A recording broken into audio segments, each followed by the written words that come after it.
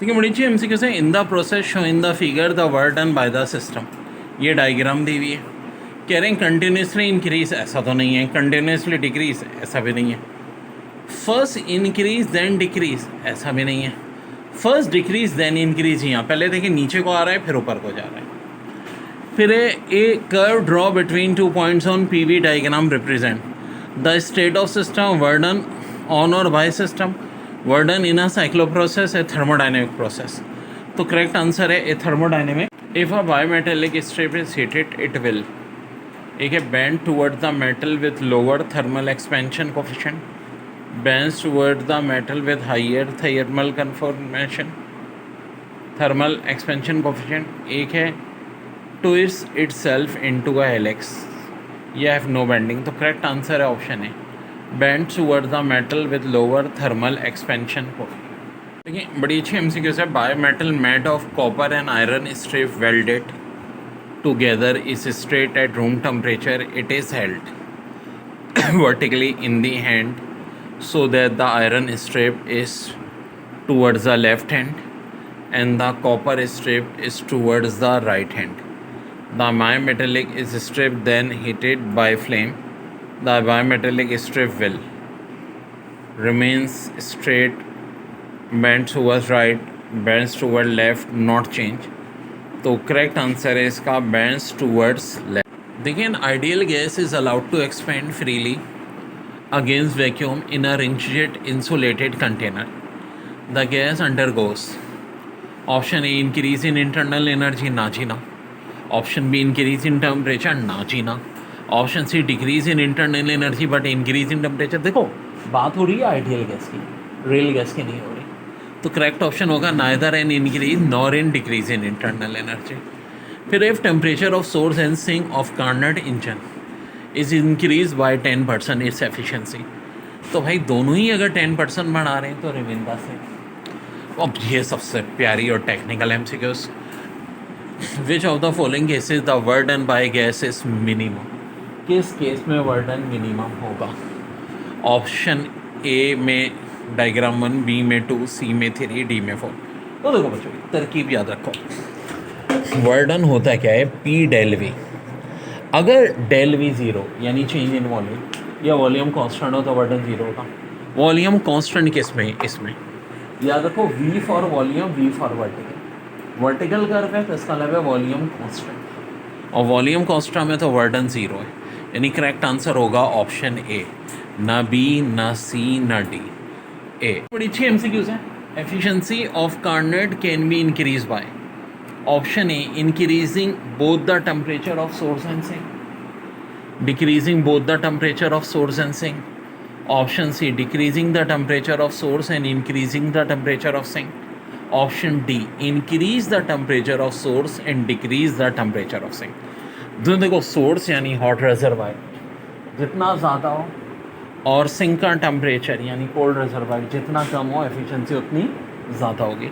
ये फार्मूला होता है।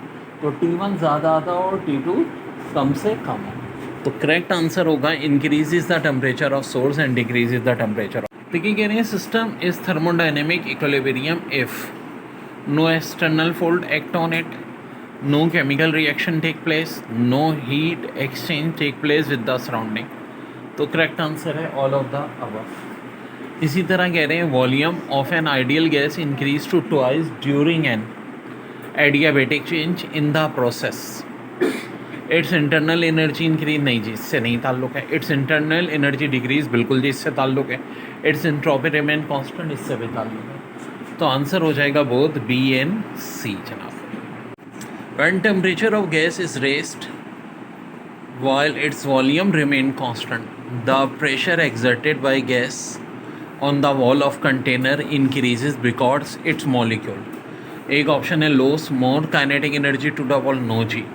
Are in contact with the wall for shorter time, no जी। Strike the wall more often with higher velocity, हाँ जी। और collide with each other less frequency, ये भी अच्छी एमसीक्यूज है। When gas is isothermally expand so that its volume become twice the root mean square velocity। Option A है become twice, become root 2 times, remain the same, become 0.7 degree। तो correct answer है remain the same। ठीक है जी, क्योंकि root mean square velocity का volume से तो कोई ताल्लुक ही नहीं है, टेम्परेचर से, प्रेशर से, मॉलिक्यूलर वेट से, गिवन मास से, वॉल्यूम से कोई ताल्लुक नहीं है.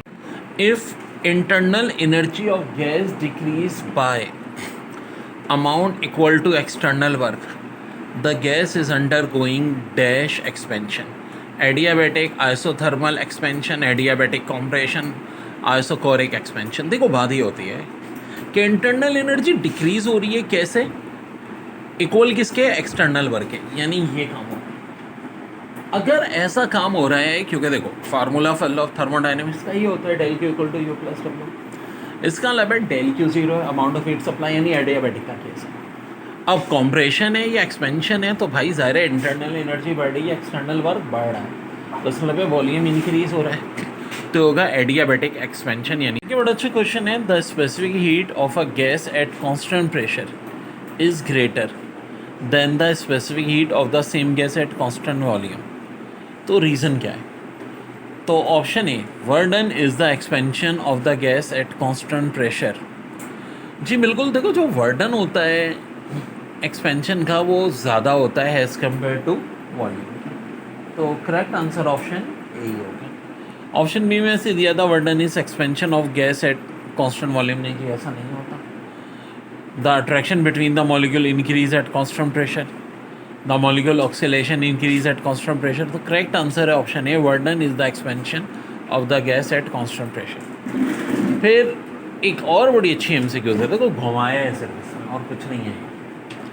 The system X is neither in thermal equilibrium with Y nor with Z. The system Y and Z must be in thermal equilibrium, cannot be in thermal equilibrium, may be in the thermal equilibrium. भाई उसका उससे क्या ताल्लुक, x का y z से thermal नहीं है, तो y z का आपस में हो भी सकता है और नहीं भी हो सकता. थोड़ी सी टेक्निकल बात.